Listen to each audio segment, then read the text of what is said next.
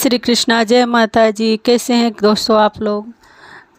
मैं आप लोग को अधिक मास की कथा सुना रही। सदा आप लोगों पे कान्हा जी की, श्री विष्णु, श्री हरि नारायण की कृपा बरसता रहे।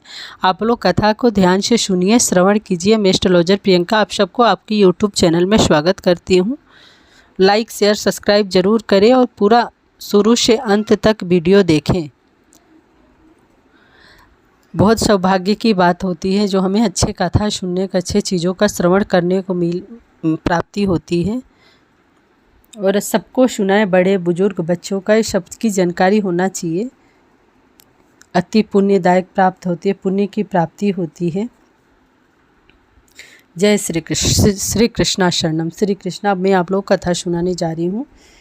श्री सूत जी कहने लगे कि इसके पश्चाताप नारद जी विस्मय युक्त हो मेधावी ऋषि की कन्या का वृत्तांत पूछने लगे। नारद जी ने पूछा, हे मुनि, फिर उस ऋषि कन्या ने वन में क्या किया, किस ऋषि ने उसके साथ विवाह किया। नारायण कहने लगे कि इस कन्या ने दुख के साथ अपने पिता का स्मरण करते हुए वहाँ आश्रम में रहकर कुछ काल तक व्यतीत किया। भाग्यवश एक दिन उस वन में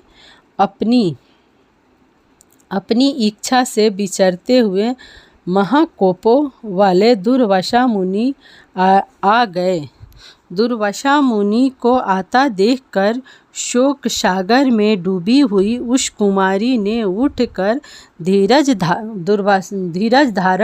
धीरज धारण करके मुनि के चरण कमलों में नमस्कार किया। नारायण कहने लगे, नमस्कार करके मुनि को अपने आश्रम में लाई अर्घ्यपाद और वन के नाना प्रकार के फलों से आदर करके मुनि का पूजन किया।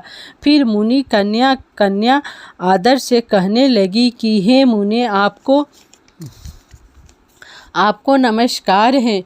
मुझ दुर्भागिनी के आश्रम में आपका कैसे आना हुआ। आपके आने से मेरा भाग्य का उदय हो गया अथवा मेरे पिता के पुण्य प्राप्त से मुझको समझाने के लिए आप आए हैं। आप जैसे महात्मा के तीर्थ रूपी पांवों के रज कमल को स्पर्श कर मेरा जन्म सफल हो गया।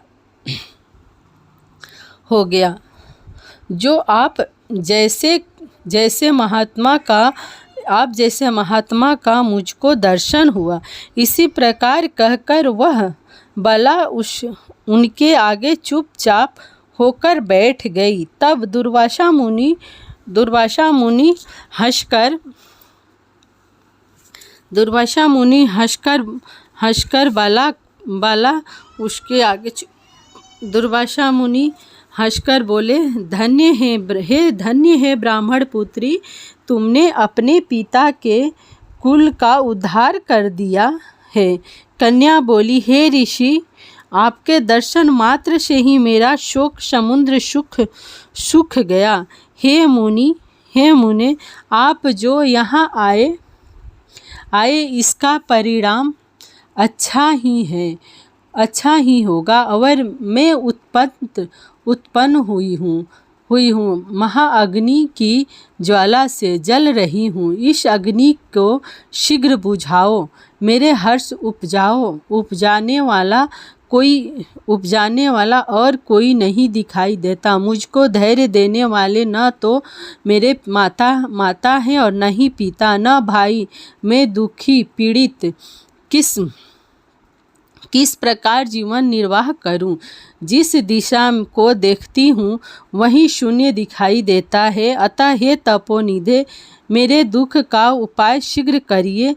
ऐसा कह के वह बाला उनके आगे बैठ गई। दुर्वासा मुनि उसके उपाय के वास्ते सोचने लगे। श्री नारायण कहने लगे, हे नारायण, इस प्रकार मुनि कन्या के वचनों को सुनकर मुनिराज विचार कर अत्यंत कृपा से इस बाला को देखकर कुछ हित कर वचन बोला। दोस्तों, 9वां अध्याय कथा समाप्त हो गया। अब इसके बाद मैं आपको 10वां अध्याय कथा सुनाऊंगी। ध्यान से सुनिए और लाइक शेयर सब्सक्राइब जरूर करें। जय माता जी, जय श्री कृष्णा। श्री नारायण और कृष्ण भगवान